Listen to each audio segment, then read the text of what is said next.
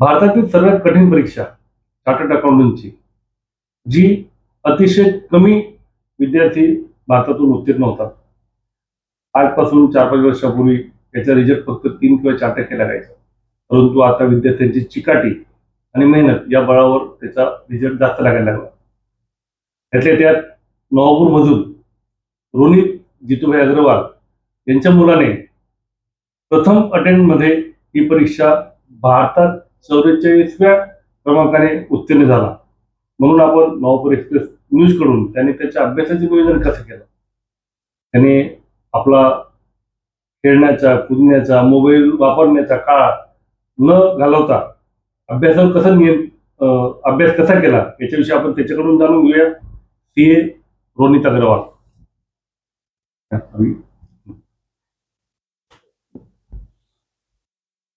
रोनित, आपने स्टडी का नियोजन कैसे किया? सर मतलब मेरा ऐसा था कि टारगेट बेस्ड स्टडी करता था मैं, कि आज का मेरा टारगेट फिक्स होता था कि कितने सब्जेक्ट करना है और कितना टॉपिक उसमें कवर हो जाना चाहिए. तो लाइक ऐसा था कि टॉपिक का कवरेज जब तक ना हो तब तक उतना स्टडीज लाइक होना ही चाहिए. अगर 2 आवर्स में मैं कर लेता था तो मैं दिन में बस 2 आवर्स ही पढ़ता था, और अगर नहीं हो पाया 5 घंटे तक भी तो उसको 6 घंटे भी लगे तो मैं वो कंटिन्यू करता था. जो सब्जेक्ट पे ध्यान दिया उसको पूरा करता था. हाँ, बस वो टारगेट रखता था रोज कि आज इतना टॉपिक हो जाना चाहिए ये सब्जेक्ट का. बराबर. हमें सब आपके पिताजी से पता चला है कि आपको सीए में इंटरेस्ट नहीं था, तो वो फिर कैसे आपने उसको इनबिल्ड किया?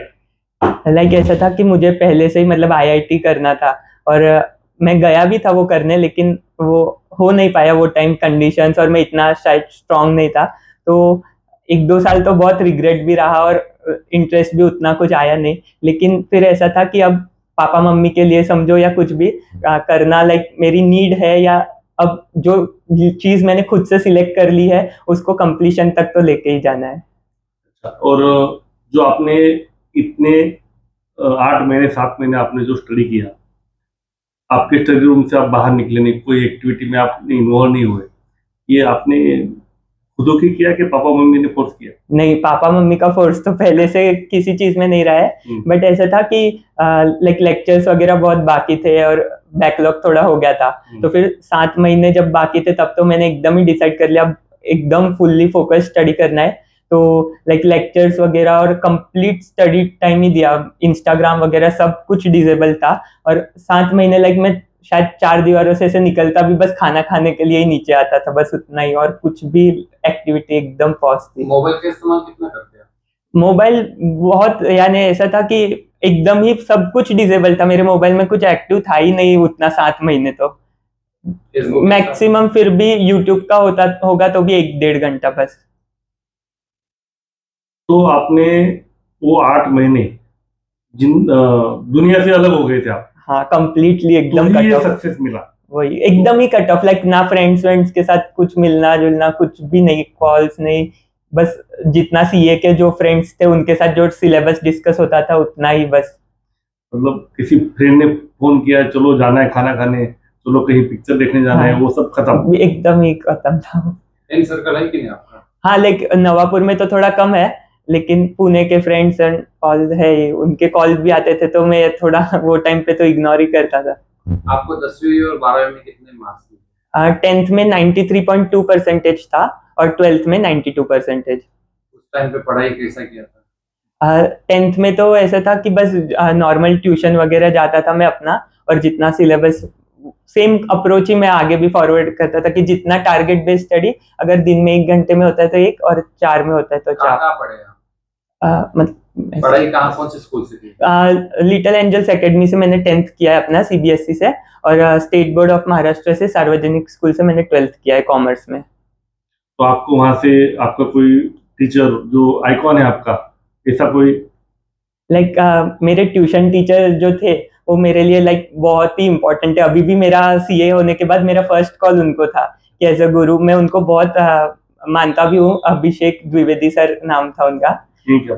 हाँ, वो एनआईटीएन थे, मतलब वो मेरा ट्यूशन टीचर थे. तो मैं 10th में या 9th-10th में उनके यहाँ ट्यूशन किया हूँ, तो मेरे लिए मेरे आइडल ही है बहुत.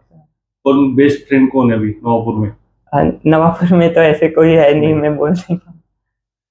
अगला नियोजन क्या है आपका? अभी तो ऐसे एकदम कंप्लीट शॉर्ट शॉर्ट सोचा नहीं है, बट 1-2 साल जॉब का एक्सपीरियंस लेके फिर खुद का ही कुछ स्टार्ट करना है। और यूपीएससी एमपीएससी एग्जाम है ये? अभी तो ऐसे कोई प्लान्स नहीं है। और जो बच्चों को क्या कहना चाहेंगे, रैंक किस तरह से मिलती है, उसके लिए क्या करना चाहिए, क्या मार्गदर्शन करेंगे बच्चों के लिए?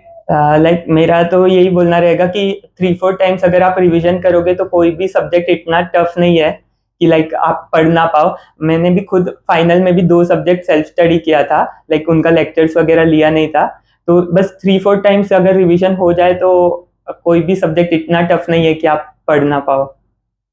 पढ़ाई ज्यादा आप कब करते थे, दिन में, रात में, सुबह? दिन में ही मतलब करता था मेजरली। तो सुबह मेरा थोड़ा शेड्यूल उतना वो नहीं था कि मैं एकदम फोकस से कर पाऊँ, तो मैं दिन में करता था और रात को थोड़ा स्ट्रेच कर लेता था। कितने घंटे पढ़ाई आ, कंटिन्यू?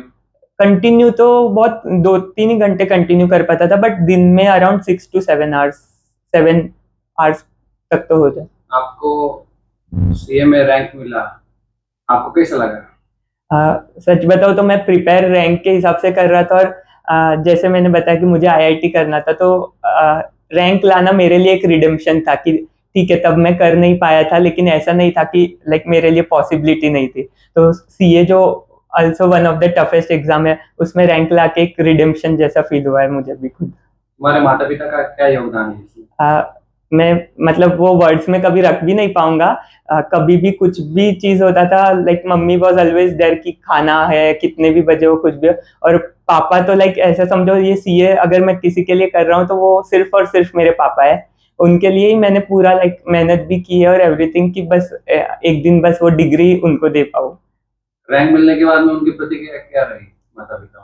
हाँ, बहुत ही खुश थे। और वो पापा का कॉल का मैं फर्स्ट लाइन कभी भूलूंगा भी नहीं कि really you made me proud. और वो लाइक मेरे लिए बस सब कुछ था कि अब आईआईटी वगैरह सब साइड में रह गया, बस इसी मोमेंट के लिए वेट कर रहा था और वो सीए ने दिला दिया। तो लाइक अभी तो कंप्लीट मेरे लिए सीए बहुत मायने रखता है। जो बच्चे एग्जाम में फेल्यूर हो जाते हैं, निराश हो जाते हैं, वो जाके आगे जाके सुसाइड जैसे कदम उठाते हैं, ऐसे बच्चों के लिए क्या कहना चाहेंगे आप?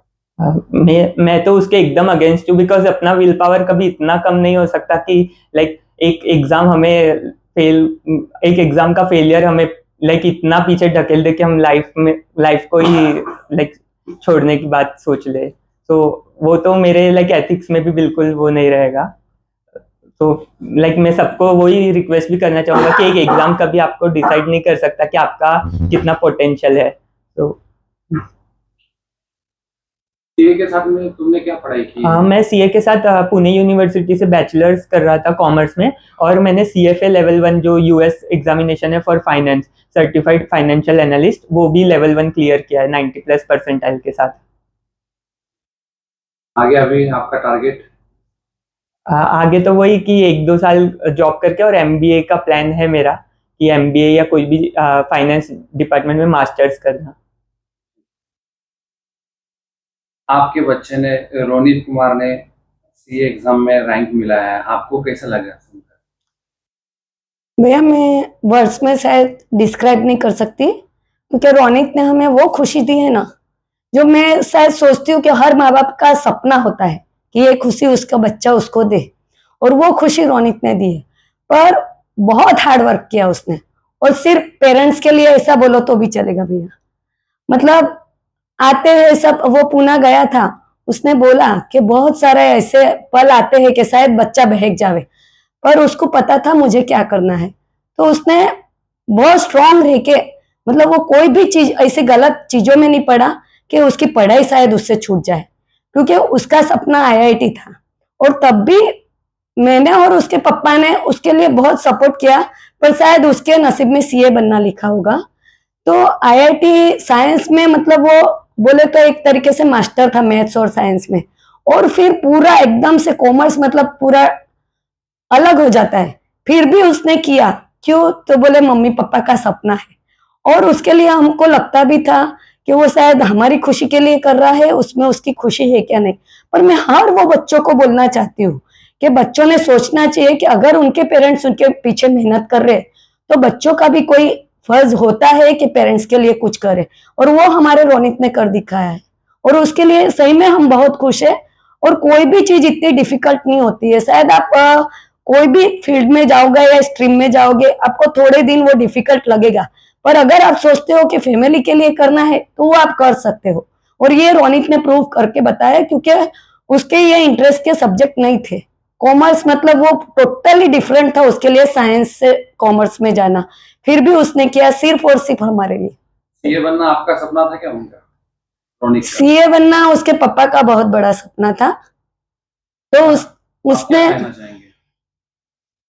हम्म। कैसा लगा आपको, आपका बस सपना पूरा हो रहा है? एक सपना देखा था मैंने कि भाई लड़का सीए की डिग्री लाके दे, और वो प्राउड मोमेंट मेरे को उसने दिया था। और वो भी ऑल इंडिया रैंकिंग के साथ ऑल भैया। इंडिया रैंकिंग लाके दिया, तो खुशी में बहुत ज्यादा हमारी बढ़ोतरी हो गई कि भाई पूरे ऑल इंडिया में रैंक लाके दिखा दिया उसने। दूसरे बच्चों को क्या संदेश देना चाहेंगे आप? दूसरे बच्चों को हम एक ही संदेश देना चाहते हैं कि भाई माँ बाप अगर आपके ऊपर इतना विश्वास रख के आपको बाहर भेजते हैं, और पूरा मतलब खर्चा भी उतना करते हैं उनके पीछे, और वो बच्चा अगर बाहर जाके आउटलाइन पे चले जाते हैं, तो माँ बाप को बहुत ज्यादा दुख होता है उस चीज का कि भाई इतना विश्वास रख के उसको बाहर रखा। तो बच्चों ने ये सोचना चाहिए कि माँ बाप ने हमारे ऊपर विश्वास रखा है, तो उनके विश्वास को साकार करें और आगे उनको प्राउड फील फील हो करें। ऐसा कुछ करके दिखाएं।